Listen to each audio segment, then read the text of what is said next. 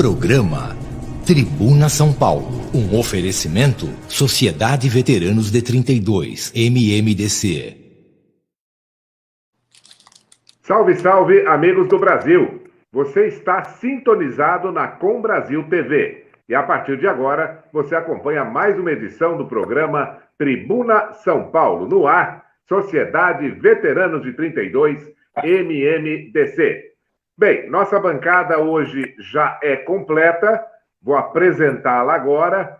Temos um convidado super especial, que é o presidente da Associação dos Delegados de Polícia do Estado de São Paulo, o delegado Dr. Gustavo Mesquita. Mas nós, como de hábito, começamos com a palavra dele, que é o nosso anfitrião mor. É o presidente da Sociedade Veteranos de 32 MMDC, Dr. Carlos Romagnoli, que, vejam, já vou iniciar, até estávamos conversando aqui antes do programa entrar propriamente dito no ar, estava conversando com o Dr. Romagnoli, que parece que ele que deu esse pontapé inicial dessa grande manifestação, digamos, a favor do Brasil, programada agora para 1º de maio, porque foi aqui, nesta Tribuna São Paulo, que o Dr. Romagnoli fez uma convocação a partir do Estado de São Paulo para todo o território nacional para a participação dos brasileiros, dia 1º de maio, pelas nossas liberdades, pelo direito de trabalhar. Bem, ele é que vai explicar o que os brasileiros querem. Salve, salve, Dr. Carlos Romagnoli. Primeiramente, boa noite, amigos telespectadores. Obrigado pelo prestígio de sua audiência. Carlos José Jantalha, uma honra estar aqui presente. Digníssimo comendador Luiz Fernando Marcondes, Malcolm Forte, meu querido amigo, Dr. Gustavo Mesquita. Obrigado por sua disponibilidade em participar do nosso programa. Muito bem, Jantalha. Independentemente de partido disso ou aquilo, meu partido é o Brasil. Eu quero o bem da minha pátria.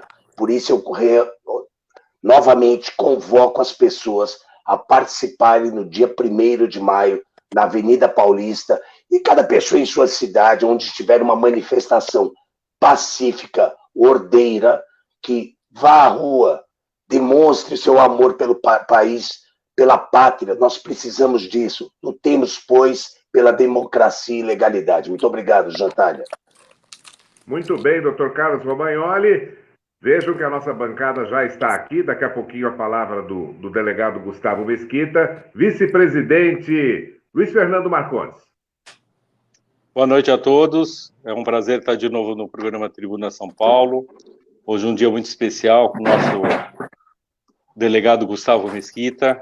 Eu tive a grata surpresa, o primeiro programa na Com Brasil que eu gravei foi junto com ele. Eu tinha acabado de chegar dos Estados Unidos naquele dia, ele também tinha chegado dos Estados Unidos e tinha sofrido um acidente, quebrou a perna nos Estados Unidos. Então a gente se conheceu e até hoje a gente mantém relacionamento. Um grande abraço ao meu querido presidente Carlos Romagnoli, Malcolm Forest, um amigo excelente que a gente acabou se tornando, e uma boa noite a todos. Malcolm Forest, vice-presidente do Instituto Histórico e Geográfico de São Paulo. Salve, salve.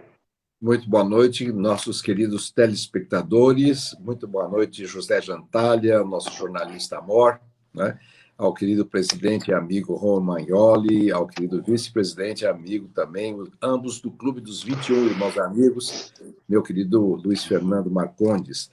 Eu quero, nesse momento, cumprimentar, então, o doutor Gustavo e agradecer pela presença nesse programa, que vai ser uma presença muito importante, porque há muito tempo a gente acalanta perguntas sobre a Polícia Civil, sobre a segurança pública, sobre as investigações. Então, seja bem-vindo. Ok. E, finalmente, então, a palavra dele, que é o nosso convidado nessa data, ele que é o presidente da Associação dos Delegados de Polícia do Estado de São Paulo. Dr. Gustavo Mesquita, salve, salve. Olá, meus amigos, boa noite a todos. Gostaria de cumprimentar na pessoa do nosso presidente da sociedade, da gloriosa Sociedade MMDC, Dr. Romagnoli. Cumprimento todos os membros da mesa, dessa ilustre mesa que me dão agora a honra e a oportunidade de participar desse debate tão importante para a sociedade brasileira. Falar de segurança pública é falar da garantia dos direitos fundamentais da sociedade. E cumprimento também, mando um abraço a todos que nos acompanham aqui nessa noite de domingo. É um grande prazer a audiência de todos os amigos que nos acompanham. E estamos à disposição. Muito legal. Nós queremos lembrar que o Gustavo Mesquita Galvão Bueno é graduado em Direito pela PUC de São Paulo e professor concursado da disciplina de Criminologia da Academia de Polícia do Estado de São Paulo, a ACADEPOL. Lembramos também que em 2018, aos 38 anos de idade, Gustavo Mesquita se tornou o mais jovem presidente da história da Associação dos Delegados de Polícia do Estado de São Paulo, entidade que ele preside até hoje. Lembramos também, você, telespectador, que além do Facebook, você pode participar por intermédio do WhatsApp, código 19 97136 7206. Mas a gente pede que você coloque sempre o seu nome e a cidade na qual você está. Será um prazer ter a sua participação. Dr. Carlos Romagnoli, a primeira rodada de perguntas aí fica a seu encargo. Muito obrigado, Jantalha. Muito bem, doutor Gustavo. Nós estamos vivendo um momento delicadíssimo, como tenho certeza ninguém, nem o senhor propriamente, imaginou passar. Essa pandemia que assola a humanidade. Nós vimos muitos atos irresponsáveis em São Paulo.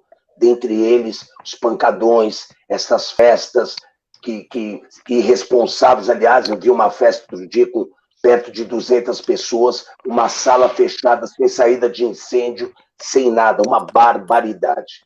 Então, a minha pergunta se divide em duas partes. A primeira delas, o que a Polícia Civil, como a Polícia Civil tem agido para combater essas irresponsabilidades? E segundo ponto, eu me lembro que aqui, numa das participações do Coronel Telhado, nosso deputado estadual, que o senhor tão bem conhece, nós levantamos, naquele dia, a possibilidade dos policiais civis e militares, como também motoristas de ônibus, cobradores, receberem de forma antecipada a vacina. Eu gostaria de saber em que pé está isso. Aliás, o Coronel Telhada me apoiou 200%. Aliás, foi algo que a nossa bancada pediu. Eu gostaria de saber que pé que está, se vocês estão sendo realmente vacinados, estão tendo essa preferência e sobre o combate desses bancadores e dessas festas. Muito obrigado.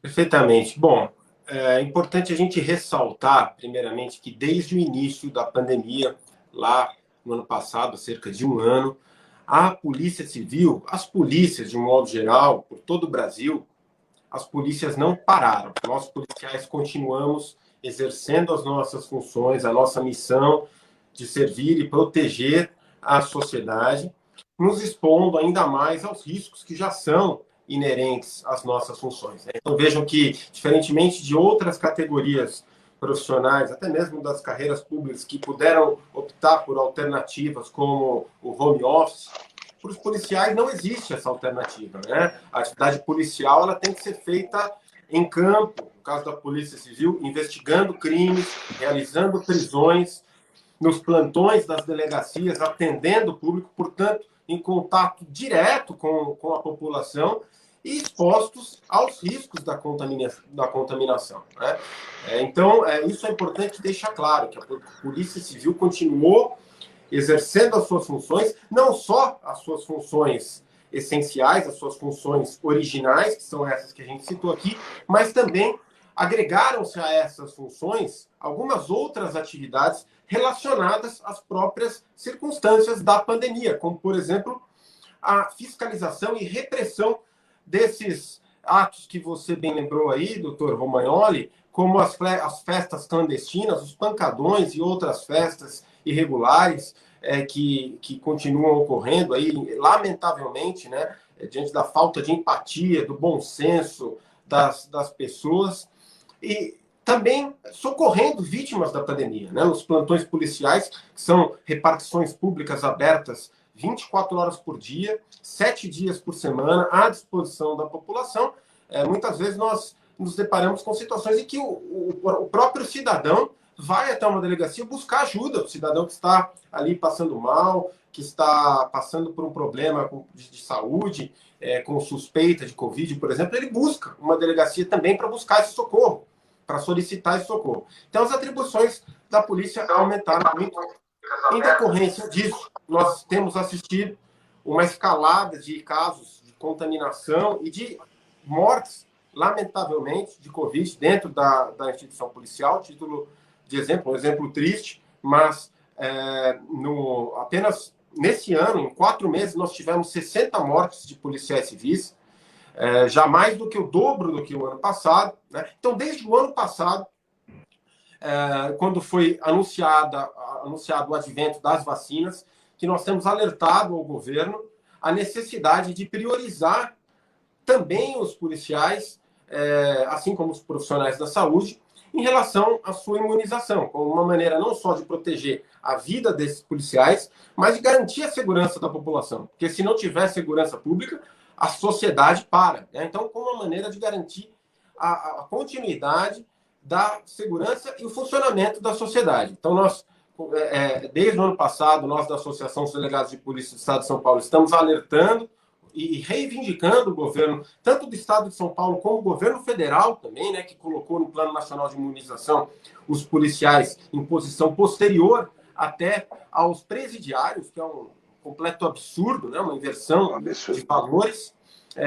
E, felizmente, o governo do Estado, tardiamente, mas acabou atendendo esse nosso pleito importante, e os policiais foram já vacinados na primeira dose há cerca de 2 semanas, né? É um alento, representa um alento. Os policiais podem trabalhar com um pouco mais de tranquilidade, porque a situação era realmente caótica, beirava o colapso da segurança pública, mas ainda não é a solução final, né? Preciso que os policiais continuem recebendo atenção do governo do Estado, continuem recebendo não só as vacinas, como os equipamentos de proteção, e que também o sistema de atendimento seja flexibilizado, seja adaptado a esses novos tempos de pandemia. Muito bem. Eu quero agradecer aqui, registrar a participação do telespectador. Aliás, são 2, a Zélia e o Roberto. Eles são da cidade de Arvorezinha, no Rio Grande do Sul. Boa noite, estamos ligados em seu programa. Deus os abençoe. Valeu, então, Arvorezinha, Rio Grande do Sul. Luiz Fernando Marcondes, o seu questionamento. Doutor Gustavo Mesquita, o paulista, ele anda muito preocupado. O estado de São Paulo é o estado mais importante do Brasil. A Covid, ela está minando o nosso estado, tá? E isso, você vê quantas pessoas tiveram desemprego, quantas pessoas estão passando fome no nosso estado, e isso gera uma preocupação muito grande a nível de segurança, tá? Porque quando a gente sabe que o povo paulista tem vários desempregados passando fome, a gente começa a pensar que os assaltos vão aumentar, os furtos vão aumentar. Então, eu gostaria que você falasse de um tópico, que seria o socateamento da Polícia Civil e a parte das armas bélicas. Como é que está a polícia hoje preparada, talvez, para um aumento de problema de segurança? Bom, como você questionou, doutor Marcondes, logo no início da sua pergunta, de fato, a criminalidade ela não para. Em tempos de pandemia, o que nós assistimos é uma migração das modalidades criminosas de acordo com as nossas atuais circunstâncias, de acordo com a nossa nova realidade. Então, nós temos assistido, por exemplo, o aumento dos crimes virtuais, as fraudes virtuais, os golpes, né? Porque as pessoas, naturalmente, estão mais conectadas, estão em casa, recatadas, reclusas, então elas utilizam mais os meios virtuais, os dispositivos eletrônicos, e, portanto, acabam ficando mais vulneráveis também a esses golpes. Então, nós temos golpes de todo tipo, desde falsos testes de Covid, desde falsos anúncios de venda de vacina, dentre outros golpes tradicionalmente aplicados, que configuram aí um estelionato, dentre outras modalidades criminosas, que aumentaram muito. Também a população de rua, a gente percebe, se a gente andar no centro da cidade, a gente percebe que, infelizmente, a população de rua tem aumentado. Então, em algumas localidades da cidade, o risco acaba sendo maior para a circulação de pessoas, né? Então, a polícia ela tem que acompanhar esse movimento e proteger, continuar protegendo a população da melhor maneira, né? Nós temos que verificar esse movimento da mudança da criminalidade, das novas modalidades, e também acompanhar e continuar combatendo esse novo tipo de modalidade, de modo a preservar a segurança da população da melhor maneira, né? A população, a polícia aqui do estado de São Paulo, a segunda parte da sua pergunta, né? Nós temos aqui, infelizmente, um cenário que a polícia civil, especialmente, eu posso dizer, é vítima do descaso do governo do estado de São Paulo ao longo de mais de 3 décadas que nós estamos aí sob a égide de um governo, do mesmo partido, que sistematicamente enfraquece e sucateia a sua polícia civil, a sua polícia investigativa. E nós podemos atribuir esse cenário a dois fatores fundamentais. Primeiramente, é o fato de que a polícia civil, a polícia judiciária, ela é uma polícia que não atua ostensivamente. O policial civil atua de maneira velada, não uniformizados, tirante os grupos operacionais. Nós atuamos sem uniformes, nossas viaturas não são caracterizadas, porque isso é inerente à atividade investigativa, né? Para se investigar, o policial ele tem que se misturar à população. Então, o governo ele não pode fazer propaganda, ele tem dificuldade em fazer propaganda eleitoreira com essa polícia que não aparece, não é tão ostensiva, né? Mas que traz resultados sólidos e perenes em relação à segurança e o combate à impunidade. O segundo motivo, talvez mais determinante até, é o fato de que uma polícia judiciária fortalecida, né, uma polícia que possa realizar a sua atividade de investigação criminal de maneira plena, ela, inevitavelmente, ela vai se tornar uma pedra no sapato da má classe política, porque ela vai ter liberdade e condições de investigar também esses políticos, também os governantes. E aí nós temos o bom exemplo que nós assistimos da Polícia Federal, que tem prestado bons serviços à sociedade, investigando não só outros crimes, mas também crimes de colarinho branco, investigando poderosos, colocando políticos na cadeia.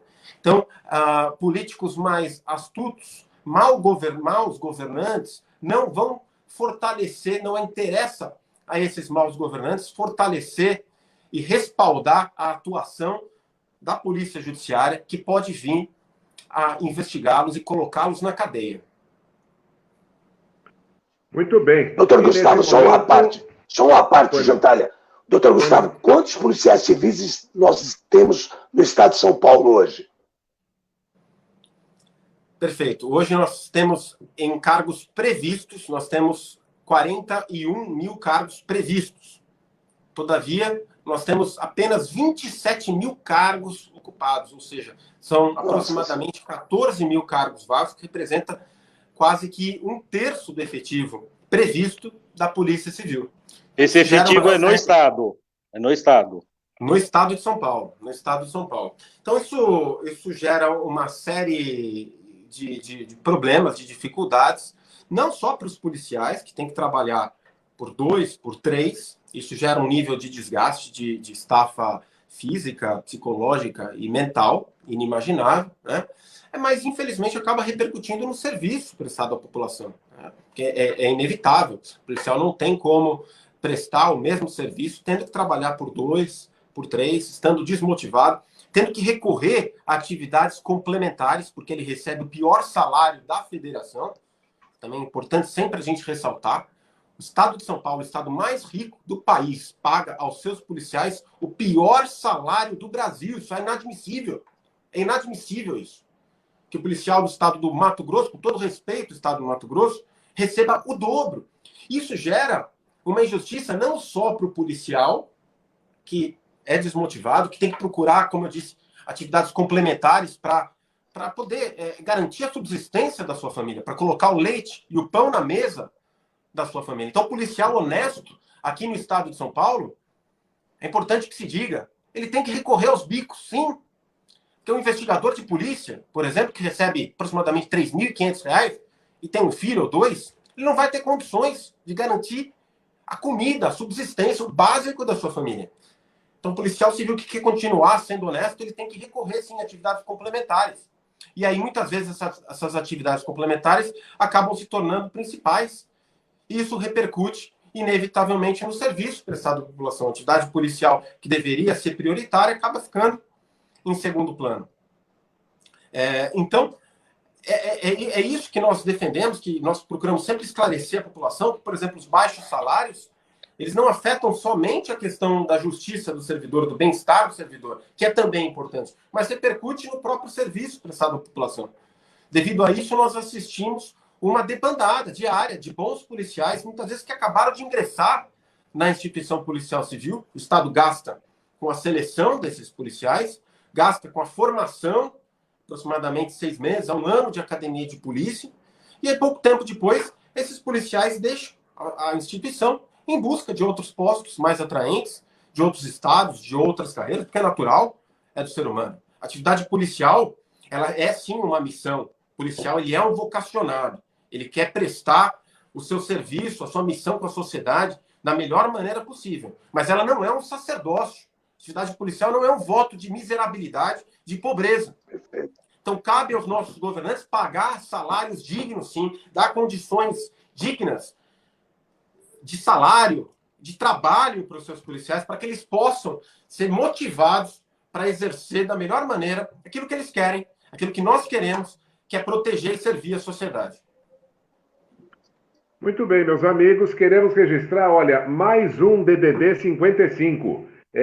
Boa noite, assistindo de Rosário do Sul, no Rio Grande do Sul, é o Tiago Gonçalves. Obrigado pela sua audiência, Tiago. E agora, Malcolm Forrest, seu questionamento.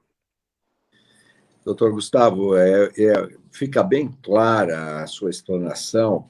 Eu vejo aqui um cenário nítido do que acontece no Brasil, São Paulo.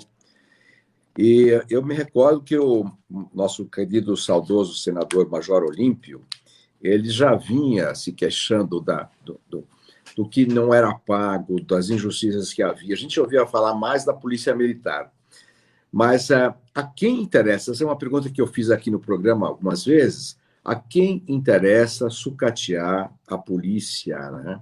A quem interessa impor o pauperismo, impor a miserabilidade, como o senhor disse, né? Aos que estão servindo numa missão tão importante, tão delicada e tão difícil, né? Eu faço sempre um paralelo, nós fazemos no programa, que o programa é do MMDC, nós fazemos um paralelo histórico com o que acontecia na São Paulo de 1930, 31, 32, e o alinhamento que havia das autoridades do governo de São Paulo com a causa pública, com a sua população. E esse desalinho está aí há décadas. A quem interessa manter a polícia sufocada, sucateada? Essa é a minha pergunta. Perfeito, doutor Malcolm. Essa é uma pergunta tão pertinente, que é uma pergunta que eu gosto sempre de fazer. Até cerca de 3 anos atrás, ainda no final do governo Geraldo Alckmin, já um pouco mais de 3 anos, nós colocamos alguns outdoors por todo o estado, nas vias principais de todos os estados, com exatamente essa indagação, fazendo essa indagação. O governador Geraldo Alckmin, a quem interessa o enfraquecimento da Polícia Civil? Eu acho que essa é uma pergunta que ninguém melhor para responder do que o cidadão paulista, que é o principal destinatário dos nossos serviços, que é a Polícia Civil. Ela não pertence aos delegados, aos policiais, muito menos ao governador. A Polícia Civil é um patrimônio de toda a população paulista. Então, cabe a nós, na minha condição de representante de classe, da carreira dos delegados, fornecer subsídios para a população, informar a população, que muitas vezes não tem condições, realmente não tem conhecimento técnico específico para responder essa pergunta, mas cabe a nós fornecer esses elementos para que a população responda a quem interessa o sucateamento e enfraquecimento das polícias, da Polícia Civil, da Polícia Judiciária. E aí, aliado a todas essas informações que eu acabei já dando aqui, né, a importância da Polícia Civil na investigação também dos crimes de corrupção, de colarinho branco, investigação de poderosos, da classe política, né? Mas também informações como, por exemplo, o fato de que São Paulo é o local de nascimento e criação e fortalecimento da maior organização criminosa do país, que hoje tem as suas garras espraiadas já por outros 5 países, pelo menos já comprovadamente aqui no continente. E isso é uma vergonha para o estado de São Paulo, né? Que a gente tenha essa organização criminosa nascido e crescido e se fortalecido aqui no estado. Então, o enfraquecimento da nossa polícia judiciária está também intimamente ligado a esse tipo de situação. Porque crime organizado nós só conseguimos combater com inteligência, com investigação. Ter um policial na rua é importante, é fundamental. Tem que ter também um policial combatendo ali o crime de varejo. Mas as organizações criminosas, elas não estão na rua. Elas estão hoje nos grandes grupos econômicos. Elas estão hoje nos mais altos escalões do poder. Na classe política, os cargos mais altos do sistema político. E eles estão todos interligados. É uma engrenagem que se retroalimenta e funciona de maneira sincronizada. Então, para a gente combater esse tipo de cenário, nós precisamos de investigação, para que a gente não combata somente o traficante da ponta, da boca de fumo, que no dia seguinte vai ser substituído por outro, que muitas vezes são colocados ali menores de idade, mulheres, e que são facilmente substituídos, mas nós temos que chegar nos líderes, nas cabeças dessas organizações. Nós temos que estrangular financeiramente essas organizações que pensam como empresas, que praticam crimes como meio para atingir o objetivo final, que é a receita, que é o lucro financeiro. E para isso, nós só conseguimos fazer isso com a investigação criminal, uma investigação criminal que possa atuar em sua plenitude e que é a atribuição essencial, é o DNA da Polícia Civil. Então, quando nós enfraquecemos essa polícia, nós assistimos a esse cenário que, infelizmente, nós temos hoje aqui no Estado e que se repercute por todo o país. Muito bem, meus amigos. Olha, atenção, você que está participando pelo WhatsApp, nós não colocamos áudio. Você precisa escrever, colocar seu nome e a cidade na qual você está, mais a mensagem escrita. DDD 19, boa noite, parabéns pelo programa. Assisto todos os domingos. Fernando Girela, da cidade de Americana. E aí ele completa e coloca aqui, até que enfim, uma mídia que fala a verdade. Sofia e Vanei, Americana, devem ser da família, então. Brasil acima de tudo, Deus acima de todos. Muito obrigado pela sua assistência, Fernando Girela. Presidente, Dr. Romagnoli. Muito bem, Jantalha. Doutor Gustavo, o senhor disse agora de investigação. Eu sou advogado, poucas vezes eu não sou criminalista, mas vez ou outra sou obrigado a ir a uma delegacia. E fico escandalizado com as condições que encontro nessas delegacias.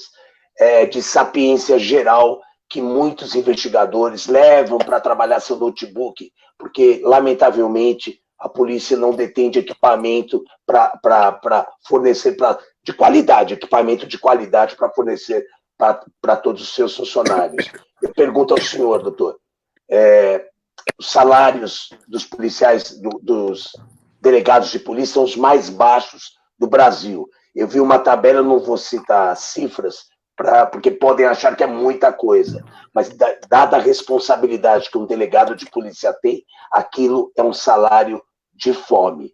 Outra coisa, por ocasião da eleição, nosso digníssimo governador João Dória, que eu reiteradamente critico aqui, não porque não gosto da pessoa do João Dória, pelos atos e pelas atitudes que ele tem com a Sociedade Veterana de 32, minando de todas as formas as nossas atividades, como também com a população do Estado de São Paulo. Então eu pergunto, eu me lembro que ele disse assim, para a Polícia Civil e Paramilitar, hoje, ele falou, agora que eu estou eleito, não são mais promessas, são compromissos de campanha. Gostaria de saber, doutor, sobre isso, ele está cumprindo o que ele prometeu?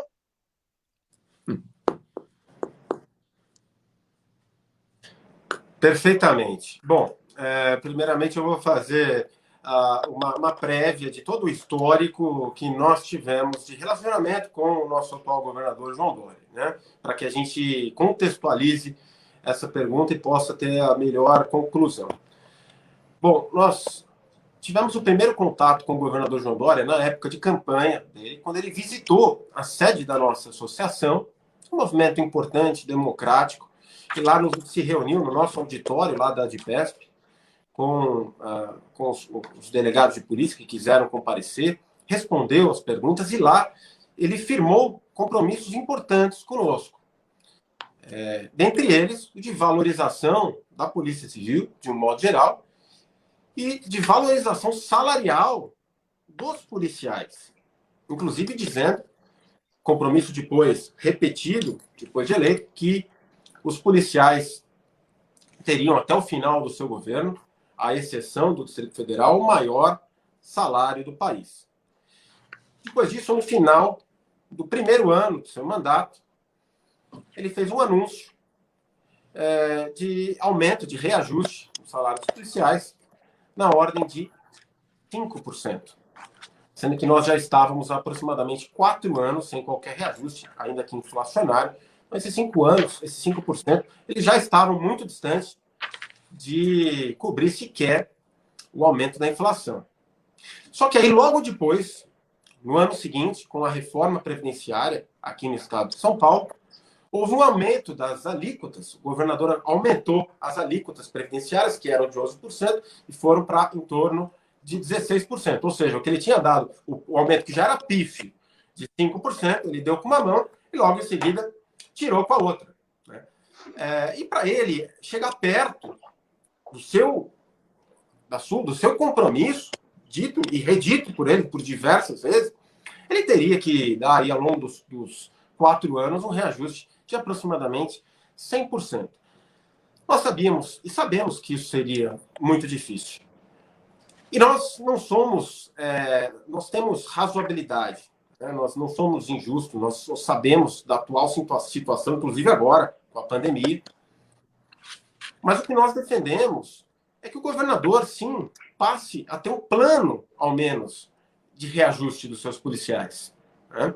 O policial não se importa de que esse plano seja escalonado, de que ele tenha um reajuste escalonado ao longo de 2, 3 anos, mas ele precisa ter a certeza, a segurança de que esses reajustes irão ocorrer. Isso nós não estamos vendo. Né? Nós não vimos desde então qualquer outro movimento. O policial, ele acaba, então, desde então, já há mais de 4, de 5 anos, o policial está sem aumento, sem qualquer reajuste ainda que inflacionário, vendo o seu poder de compra diminuir, ainda mais e pior, sendo cada vez mais atacado em relação aos seus direitos, como na reforma da Previdência. Também outros dispositivos legais que vieram do governo federal, lamentavelmente, que sempre colocou também a segurança pública como uma prioridade, sempre se postou como valorizadores da atividade policial, dos seus policiais, mas nós vimos já alguns dispositivos legislativos, a aprovação, por exemplo, da lei de auxílio aos estados, que proibiu o reajuste dos policiais até o final desse ano. Depois a PEC emergencial também, que prevê outros prejuízos importantes aos direitos policiais. E agora nós estamos assistindo também ao risco da PEC, da reforma administrativa, que pode retirar outros direitos dos policiais. Então, vejam, os policiais continuam trabalhando, se expondo ainda mais aos riscos, convivendo ainda mais com a morte durante essa pandemia, e não só não estão sendo recompensados, como estão sendo punidos durante todo esse período. Isso é uma grande injustiça. Muito essa bem, PEC é um 86, né, doutor? Essa PEC é 186, né? Isso, essa foi a PEC emergencial. Né? Nós tivemos a PEC emergencial, nós tivemos a Lei Complementar 173, a Lei de Auxílio aos Estados, e agora também temos o risco da reforma administrativa, todas elas que visam aí retirar direitos dos policiais. Então, a gente tem também trabalhado muito nesse sentido de preservar, ao menos. Nós estamos nem solicitando recompensas, nós estamos apenas querendo preservar os direitos desses que são os heróis esquecidos aí da pandemia. Né? Nós falamos sempre dos heróis da saúde, com todo motivo, com toda razão, são de fato heróis, mas nós temos os heróis esquecidos da pandemia, que estão aí trabalhando na linha de frente, garantindo a segurança da população, que são os policiais. Muito bem, meus amigos. Olha, DDD 11. Boa noite. Gostaria de perguntar como o atual déficit da polícia por que os sindicatos não pressionam com mais ênfase o governo para a contratação de todos os aprovados? Esse é o questionamento do Luiz Noyama. Ele é da cidade de Suzano. Luiz Noyama, da cidade de Suzano, São Paulo. Também outro DDD 11. Olá, ótima entrevista. Parabéns a todos, doutora Janaína Espósito, São Paulo, capital. Boa noite, DDD 13. Esse assunto sobre a baixa remuneração das polícias de São Paulo é de extrema importância para conhecimento da população de um modo geral. Chega de PSDB no comando do governo de São Paulo. Coronel da Reserva Eli, de São Vicente, São Paulo. Obrigado pela sua participação, Coronel Eli. Luiz Fernando Marcondes, a palavra é sua.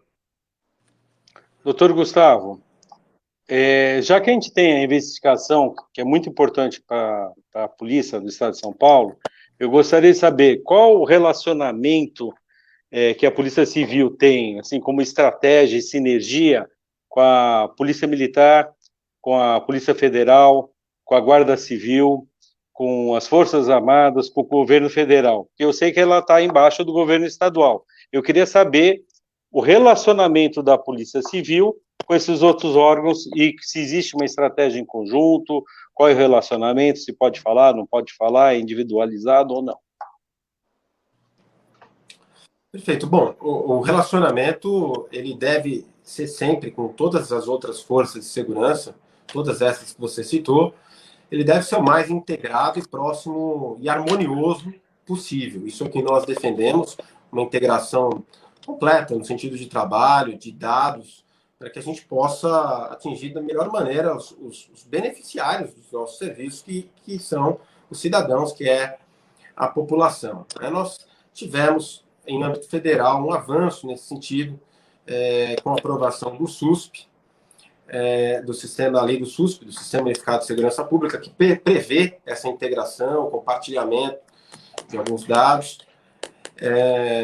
Aqui em São Paulo, com a criação das secretarias executivas, houve uma tentativa, né? Hoje nós temos o secretário de Segurança Pública, que hoje é o General Campos, e temos um secretário executivo para a Polícia Civil, que no caso da Polícia Civil é o doutor Youssef, e no caso da Polícia Militar é o Coronel Camilo, né? E com isso havia ali uma tentativa do governo de promover uma melhor integração. Isso foi importante, mas eu acredito que ainda falta um planejamento estratégico melhor nesse sentido. Muitos dos avanços em termos de segurança pública não dependem necessariamente de investimento. E esse é um deles. O que nós dependemos aí é de visão e de vontade política, para que faça, por exemplo, aqui no âmbito estadual, um planejamento estratégico mais a longo prazo, que não abrange apenas um governo, que possa avançar até o próximo, mais um ou dois governos, para que a gente tenha um planejamento perene, nesse sentido, por exemplo, de integração, de compartilhamento de dados importantes, de atuação conjunta com essas outras instituições que são também fundamentais, né, para o combate à criminalidade e a garantia da segurança pública da população. Então, nós defendemos sempre essa integração, que é fundamental. Agora, também o que nós defendemos é que cada instituição atue no limite das suas competências e atribuições legais. não pode ocorrer é que uma instituição policial invada a atribuição da outra, porque nós teremos retrabalho, nós teremos aí conflito de atribuições, né, desnecessário, muitas vezes resvalando em abusos, e isso não é efetivamente interessante para o interesse público, para o aperfeiçoamento da segurança. Agora, sem dúvida alguma, cada instituição atuando na sua plenitude, nas suas atribuições legais e constitucionais, e atuando de maneira integrada, isso é fundamental. Jantalha, deixa eu só fazer um comentário. Pois não. No ano passado, eu tive com o Romagnoli, a gente foi num centro de operações de inteligência e que foi feito na época da Copa do Mundo, fica atrás da rota, tá?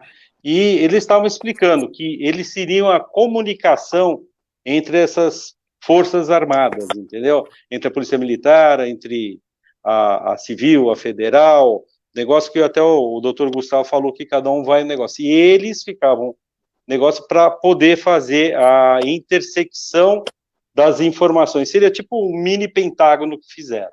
Tá? Aproveitaram as instalações da Copa do Mundo e fizeram esse centro de inteligência, a gente esteve lá visitando, extremamente aparado, um monte de coisa que, inclusive, estava faltando verba para poder fazer essa interação melhor. Se o Romagnoli até lembrar do nome do... General Saul. A gente teve com o General Saul, isso mesmo, mas do órgão que a gente foi, que eu lembro que, até falei, nossa, parece um pentágono, que é maravilhoso, né? Mas faltava muito recurso, inclusive de liberação, que iria melhorar muito para a Polícia Civil, que é o que atua diretamente com a população. Essa é a parte. O Centro de Integrado de Comando e Controle de São Paulo. É isso mesmo, isso mesmo. Ah, muito bem. E olha, gostaria de comentar o seguinte, o Rodrigo R. Carvalho, ele é de São Bernardo do Campo e colocou aqui, o ideal seria o povo ir às ruas e não sair mais. É a opinião do Rodrigo R. Carvalho, DDD 11, São Bernardo do Campo. Tem aqui também uma outra mensagem, DDD 11 também. Olá, boa noite, sou o Vadão, líder comunitário no bairro dos Pimentas, de Guarulhos. Doutor Gustavo, estamos hoje no bairro mais perigoso de toda a grande São Paulo, no bairro dos Pimentas. E aí ele faz um comentário aqui do governador João Dória que eu não posso reproduzir, aí não dá, você está bravo, Vadão, mas aí o que você colocou aqui eu não posso falar. Mas obrigado pela sua participação e pela sua assistência. Malcolm Forrest. Então, ouvindo as palavras do Luiz Fernando e o comentário anterior do Dr. Gustavo sobre o Centro Integrado e a integração das polícias, eu fico pensando aqui o que poderíamos fazer, nós como sociedade civil, nós como cidadãos, em conjunto com a polícia, para quebrar esse estado de coisas. Porque a gente está vendo aí, há muitas décadas até, né, a polícia sofrendo essa pressão e apesar dos parcos recursos que são dados à polícia para cumprir o seu dever, eu sinto que há uma evolução. Eu sinto que a polícia, tanto a civil quanto a militar, a judiciária e a militar, estão melhores. Eu vejo profissionais melhores, com as novas gerações chegando, estão se aprimorando, não sei. Apesar de tudo, né, há isso, mas já pensou se a gente pudesse ter um alívio nessa folha, um alívio tendo mais profissionais, né, mais recursos? O que nós poderíamos fazer em conjunto, digamos, doutor Gustavo, para ajudar a polícia a ajudar a população? Excelente pergunta, meu irmão. Primeiro, eu quero mandar um abraço para o nosso amigo Vadão, que está nos ouvindo. Citou Guarulhos, né? E, primeiro que eu sou originário de Guarulhos, sou guarulhense da Gema, nascido e criado. E citou também o bairro dos Pimentas, onde, de fato, nós temos, lamentavelmente, ali um índice de criminalidade muito grande, mas hoje está muito bem atendido lá, em termos de polícia civil, pelo 4º DP dos Pimentas, que tem policiais da mais alta qualidade, e especialmente um delegado de polícia que é meu amigo, meu colega, que é brilhante, que é o doutor João Blasi, que está fazendo um excelente trabalho lá no 4º DP dos Pimentas. Agora, com relação à pergunta do doutor Malcolm, o que a população poderia fazer para apoiar e tentar buscar alguma solução em relação a esse estado de coisas, ao enfraquecimento da Polícia Civil. Eu sempre digo que ninguém melhor para cobrar os nossos governantes do que o próprio cidadão. Porque muitas vezes eu aqui, Gustavo, presidente da Associação dos Delegados, vir aqui falar e cobrar, pode muitas vezes ser interpretado, o governo, como faz muitas vezes, lamentavelmente, mas faz, diz que e o governador João Dória já fez isso, que é muito triste, porque nós temos uma luta que visa o aperfeiçoamento da segurança pública em prol do interesse público, mas ele diz que aí é uma luta corporativista, que são reivindicações de sindicalistas, enfim, não vamos comentar esse tipo de declaração, que inclusive é permeada aí de preconceitos, mas vamos deixar isso de lado. Mas ninguém melhor, de fato, para reivindicar e cobrar dos nossos governantes do que a população, do que o cidadão, que é quem paga os impostos, que é, de fato, o beneficiário e destinatário dos nossos serviços. Porque não é favor do governo, do Estado, prestar uma segurança para a população, uma segurança adequada. Isso é um dever. Então, o governador ele tem a obrigação de investir na sua polícia, em aspectos humanos, materiais, em respaldo, nas nossas atribuições. Ele tem essa obrigação. Isso está na nossa Constituição Federal. Ele não está fazendo favor.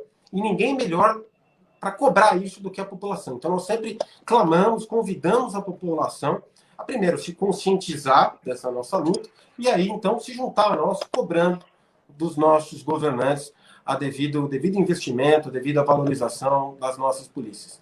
É importante também dizer, muito dessa valorização, o fortalecimento da Polícia Civil, ele não se refere somente a investimentos. Tem muitas medidas que podem e devem ser tomadas no sentido de garantir uma melhor atuação da atividade investigativa, de dar mais garantias, de blindar os seus policiais, que melhorariam muito a atuação da Polícia Civil e que não envolvem necessariamente investimentos financeiros. Vou dar aqui um exemplo, que é, por exemplo, o mandato fixo de delegado-geral com a eleição por meio de lista tríplice, como é feito no Ministério Público. Então, isso faz o quê? Isso dá mais garantia para a Polícia Civil de que vai, primeiro, eleger aqueles delegados, comandantes, que vão comandar a instituição, que efetivamente lideram e representam essa instituição, porque vão ser eleitos pelos seus pares, uma lista de 3, o governador escolhe um, e aí, como mandato fixo, isso também elimina a ingerência política na instituição, que é nefasta, que é muito ruim para a atividade policial civil, que faz com que, por exemplo, para a população entender, se a gente iniciar uma investigação, se o delegado-geral, por exemplo, determinar a composição de uma força-tarefa para investigar políticos, para investigar grupos do governo ou do poder legislativo, para que ele não seja removido. Porque hoje, se isso acontecer, o governador vai lá, troca o delegado-geral. Não estou aqui falando deste ou de outro delegado-geral, inclusive nós temos hoje um delegado-geral muito respeitado, que tem o nosso respeito, muito capaz e competente, que é o doutor Rui Ferraz Gomes. Mas nós não podemos ficar na mão do nosso governador, que coloque ali a seu bel prazer, que coloque, retire, que mude o delegado-geral, os diretores da Polícia Civil, de acordo com as suas conveniências. Isso enfraquece a garantia para que a Polícia Civil possa investigar de maneira plena, independente, contundente. Né? Então, nós temos diversas propostas, inclusive nós aqui da associação, que nós gostaríamos muito de levar ao governador, que não envolvem, muitas delas, inclusive, desoneram o poder público. Nós temos ideias aqui de reverter os valores recuperados por meio das investigações de lavagem de dinheiro, reverter para a própria Polícia Civil esse investimento. Então, nós até desoneraríamos aí o poder público, né? Retiraríamos dinheiro do crime organizado para injetar dentro da polícia, dentre outras propostas que, infelizmente, o governador não tem acesso porque ele não dialoga conosco, ele não conhece, ele não nos recebe, desde que foi eleito, ele não nos recebe, e com isso ele perde muito, ele deixa de conhecer as nossas propostas, e mais, ele deixa de conhecer a realidade do chão da fábrica daqueles que vivenciam a polícia. Não só por meio daqueles que os bajulam, que os cercam, que vai dizer aquilo que ele quer ouvir.